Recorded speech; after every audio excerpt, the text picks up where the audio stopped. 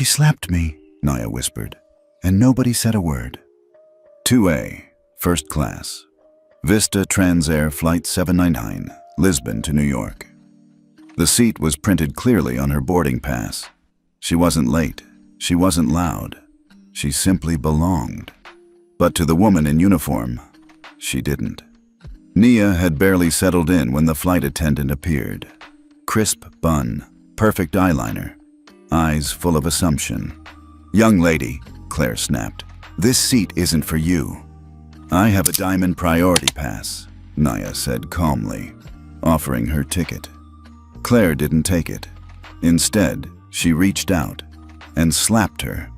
Not a punch, not violent, just a humiliating, stinging little tap across the cheek. But it wasn't the slap that hit hardest.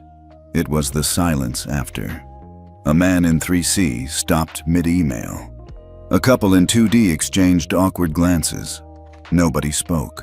Nobody moved. "Back to your assigned seat," Claire said sharply. "This row is for adults, not unsupervised children pretending to be VIP." Nia's fingers tightened around her ticket. She looked up, but not at Claire, at the in-flight camera in the corner. Then, without a word, she stood. Walked past business, past economy, all the way to the last row. She didn't cry. She didn't scream. Instead, she pulled out a small black device from her backpack, tapped her thumb, paused, and pressed one button. 60 seconds later, 3 airline dashboards turned red. Investor alerts froze $2.4 billion, and 6 global carriers were flagged for ethics violations.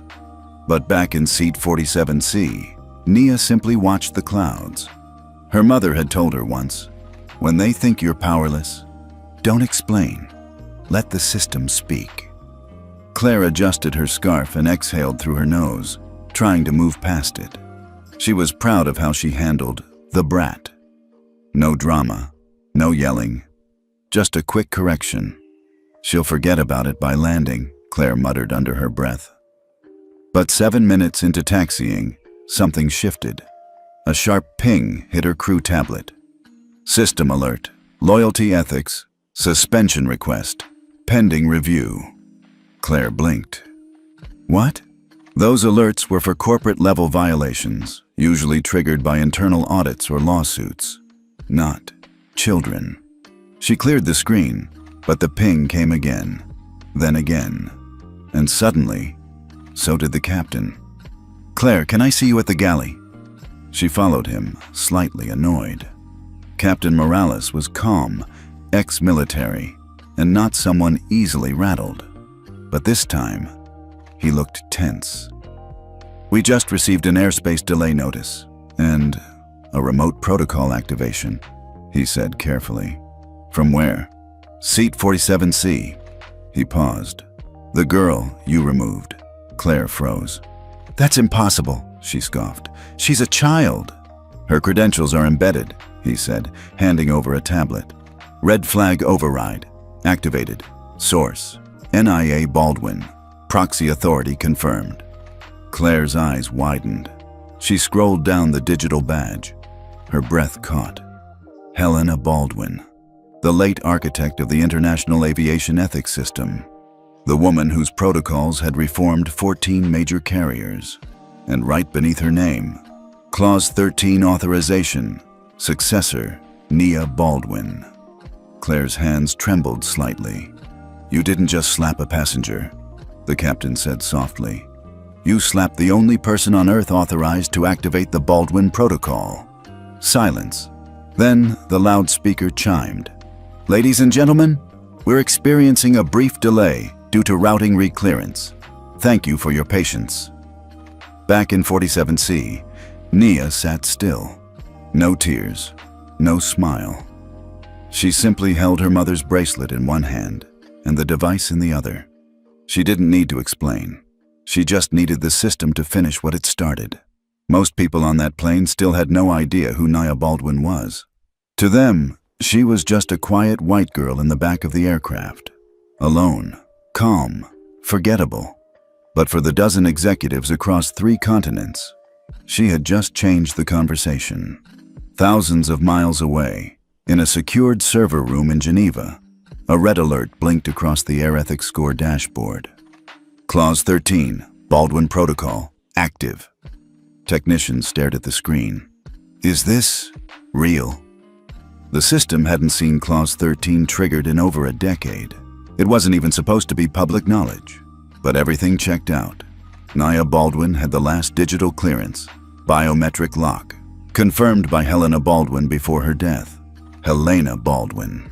That name carried more weight in aviation law than most airline CEOs. She wasn't a billionaire.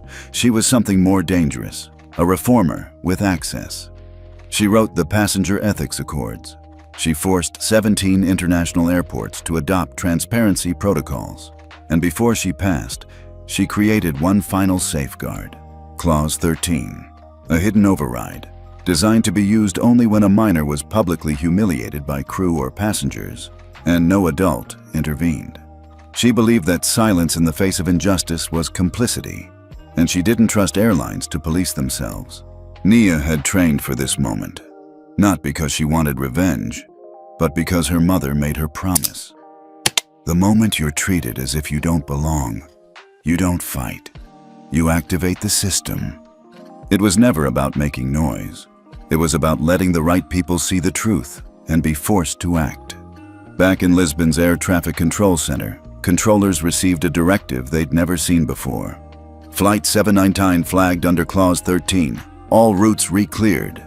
Ethics monitor engaged. External audit teams deployed. On board, Claire paced quietly. Something had shifted, and for the first time in years, she wasn't the one in control. Captain Morales was trying to hold it together. Every update from dispatch felt like a warning shot.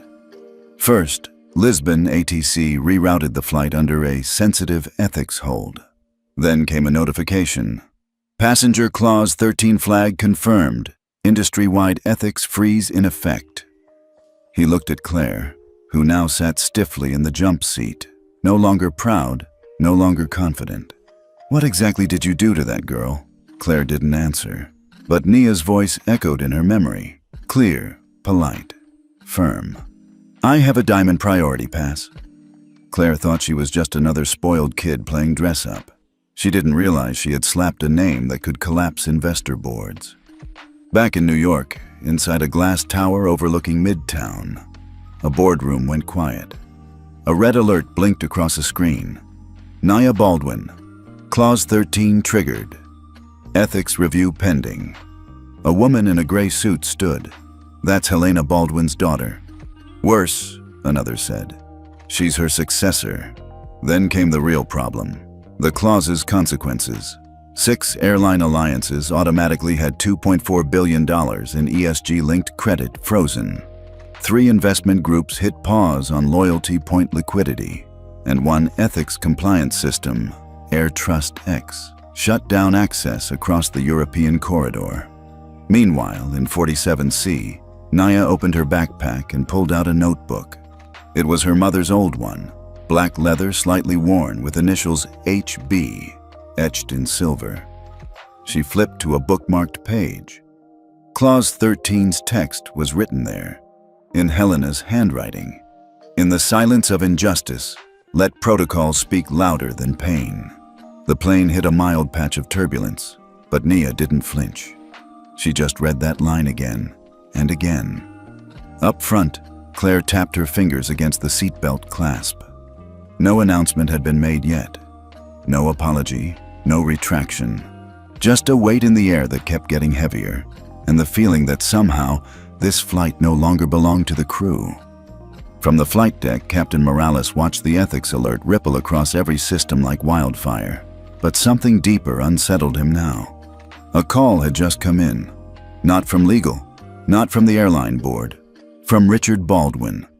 And it wasn't a voicemail. 2 hours earlier, Richard had just stepped into a private ethics symposium in Zurich when his phone vibrated. Unknown encrypted line. One-word message. Clause 13. He froze. There was only one person who could trigger that, and if she had, something had gone very, very wrong. Back on the plane, Claire spotted a new message on the cabin control screen. VVIP on board. Protocol handler standing by. She blinked. What VVIP? Then the rear lavatory door opened. A tall man in his early 50s stepped out. Dark tailored suit, no entourage, no badge. But every flight crew member who glanced up suddenly stiffened because they recognized him. Richard Baldwin, founder of Horizon Link, architect of global tech ethics infrastructure, and Nia's father. He walked quietly down the aisle. No anger, no outburst, just an overwhelming sense of command. He reached 47C, crouched beside Nia, and gently took her hand. "I saw the alert," he said softly. "You did the right thing." She nodded, her voice barely a whisper. It felt like she slapped Mom too. He closed his eyes. That was the part they'd never understand. Helena didn't just build Clause 13, she built it with Nia in mind. Every line, every failsafe, coded in the shadow of injustice they'd both lived through. Richard stood, looked straight toward the front cabin. He didn't raise his voice, but one sentence, spoken calmly, traveled farther than a scream. "You may want to prepare for what happens after landing." And then he walked back to 47C. Claire sat frozen in her jump seat. The words Richard Baldwin had spoken felt like a quiet detonation. "You may want to prepare for what happens after landing." She wanted to believe he was bluffing, that this was just some elite father overreacting. But deep down, she knew it was something else. The plane wasn't even on the ground yet, and already the crew tablets were glitching. Meal logs wiped. Passenger logs locked. An automatic ethics freeze had hit the cabin system.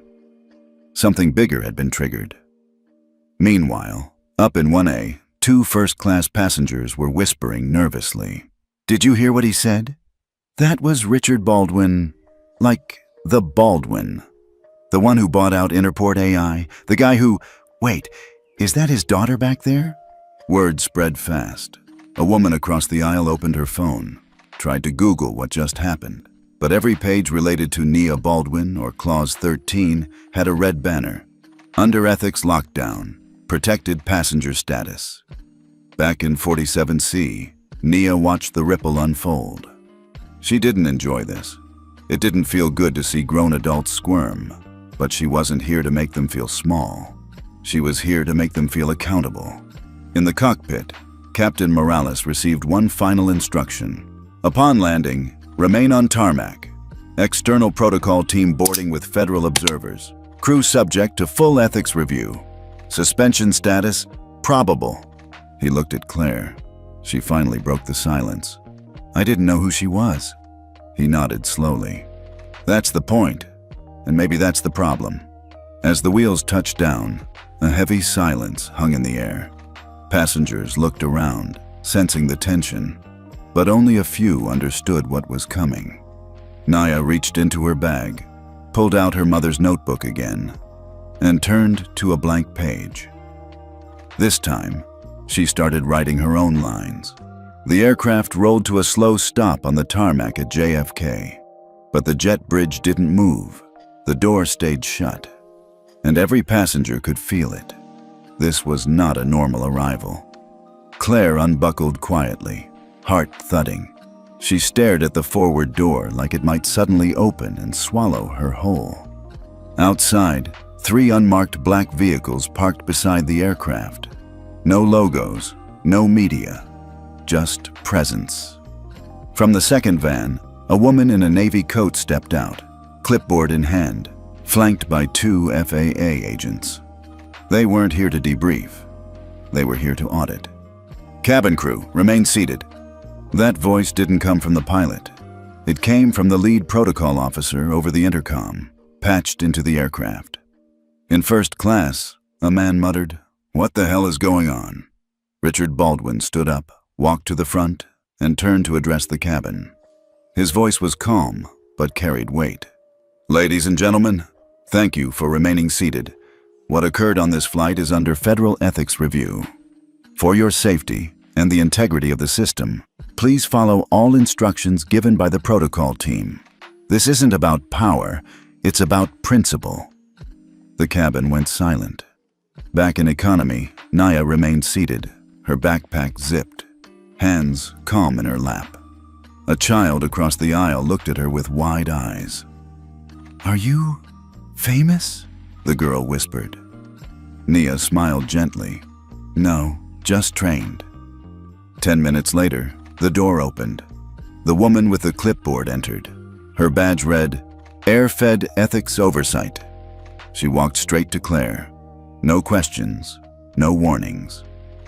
"Claire Hudson, you are hereby suspended from active flight duty pending full review under Clause 13. The entire front row watched in stunned silence. Claire stood slowly, face pale, lips tight. She said nothing.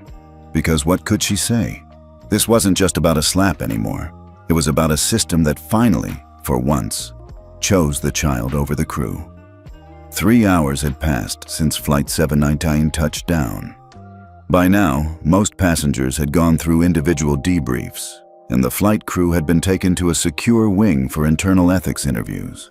News of the incident hadn't officially broken, but ripples were already spreading through aviation networks, ESG boards, and political groups.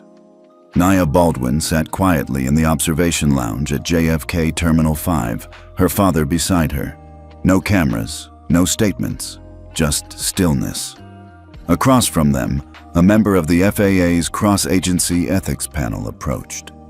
She was older, composed, and carried herself like someone who had seen too much silence in her career. "Miss Baldwin," the woman said softly, "we've reviewed the system logs and biometric chain. Clause 13 was triggered properly. All markers verified." Naya nodded, calm but alert. The woman continued, "There's something you should know. You didn't just trigger a protocol. You reopened a system Congress tabled 12 years ago." Richard looked up, brows raised. The woman handed them a sealed folder. "The Baldwin Rule, draft status, reactivated." 12 years ago, Helena Baldwin had submitted a federal framework meant to protect minor passengers, particularly those traveling alone. But the rule, known as Clause 13, was buried under lobbying pressure from airlines, then shelved indefinitely. Until now. Nia's silent response had unlocked it. Her voice, once written off as too young, now carried legal weight. And inside that folder, the power to reshape passenger rights for an entire generation. Back in Lisbon, Zurich, and Tokyo, airline CEOs were on damage control. The clause had tripped automatic ethics downgrades across 6 airline groups. ESG ratings for 3 alliances dropped below threshold, and a total of $2.4 billion in funding, including performance-based bonuses for C-level execs, had been frozen pending review.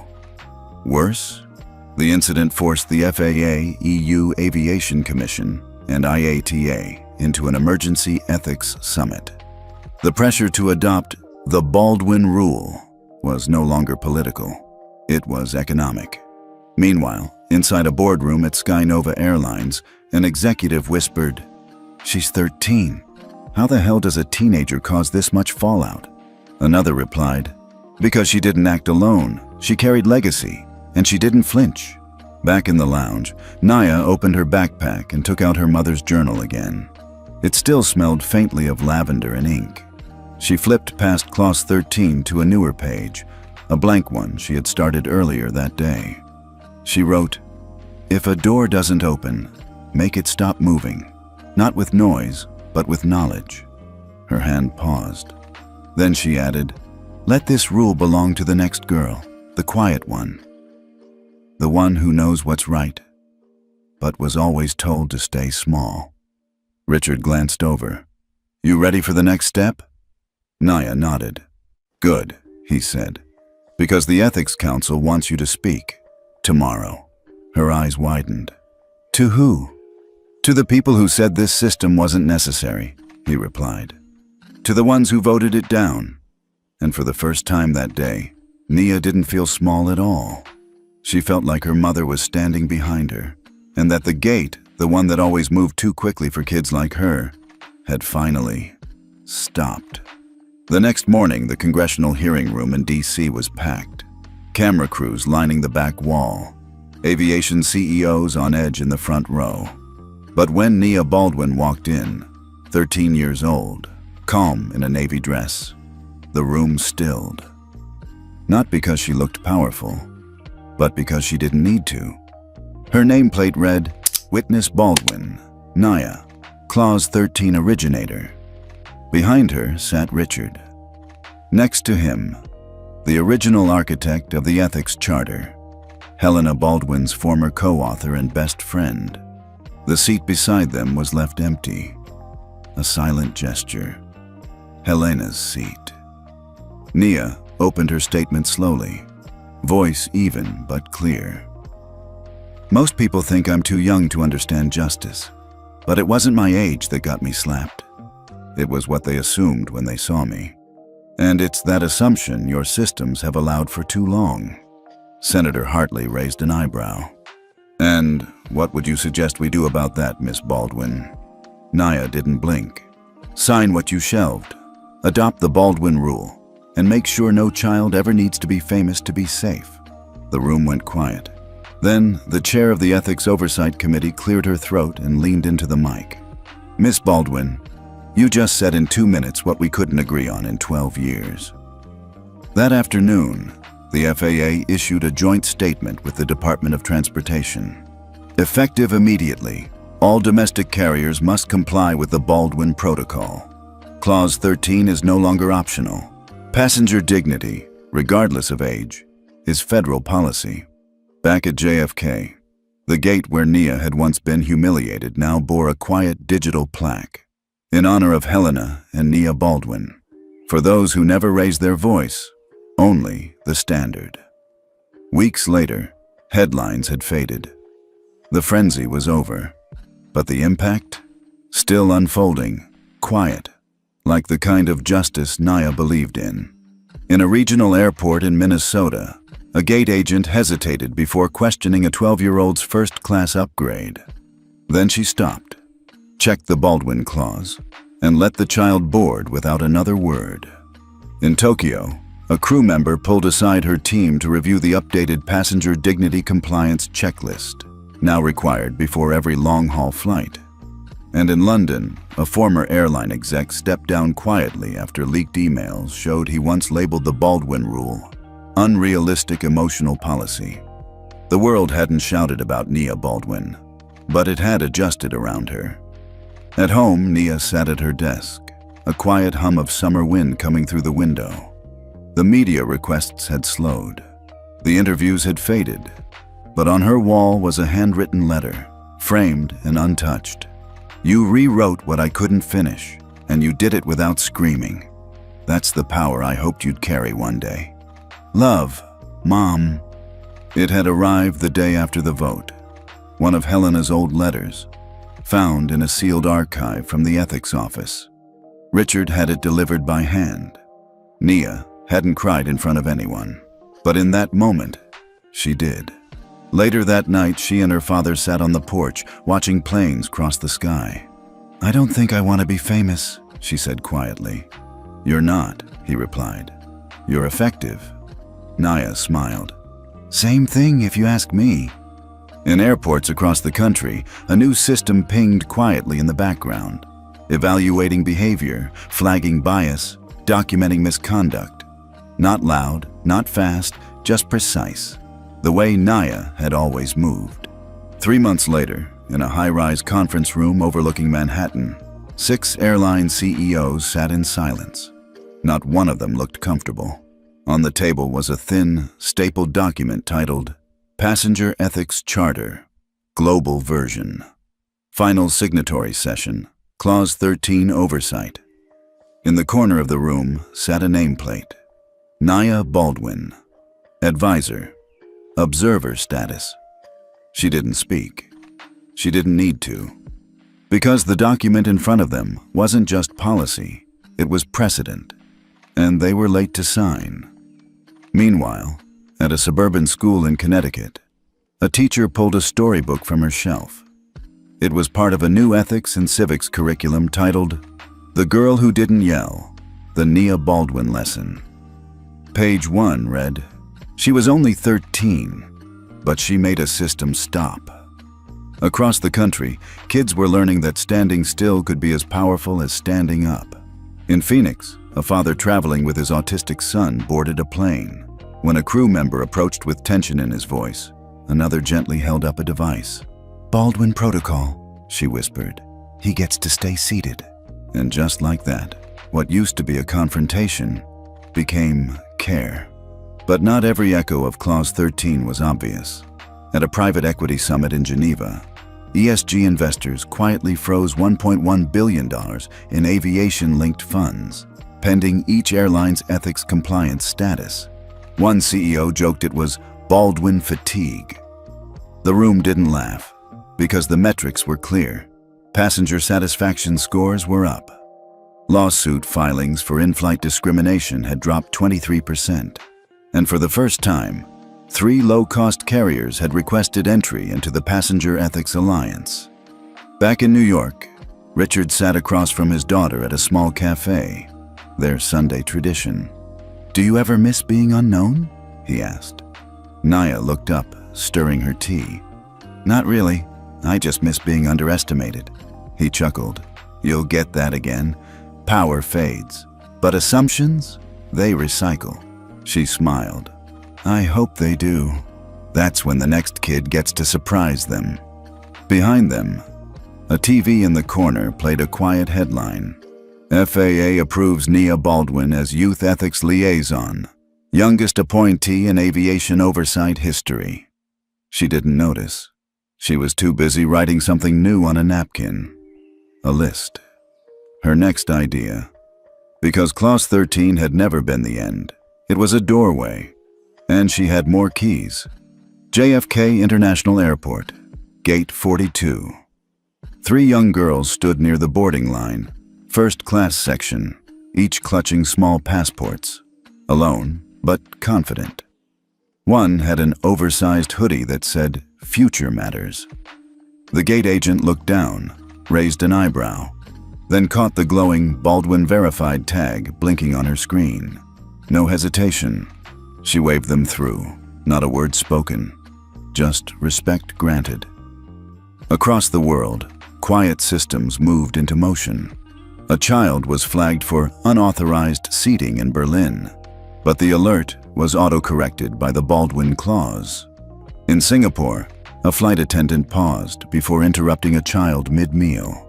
And in Atlanta, a new flight attendant training module began with a quote, "Dignity isn't earned by status, it's preserved by systems, NB." No one questioned who NB was anymore. They didn't have to. Back in Connecticut, Nia sat at the edge of the lake behind her family's summer cabin. No press, no phones, just water and trees. She had spent the last few weeks offline. No interviews, no briefings, just healing. Because even when you change the world, you still need time to breathe. Her dad walked over, 2 mugs of cocoa in hand. "Still want to be an architect?" he asked, handing her one. She smiled. "Yeah, but not of buildings." That night, she opened the final page of her journal. The same one her mother had started years ago.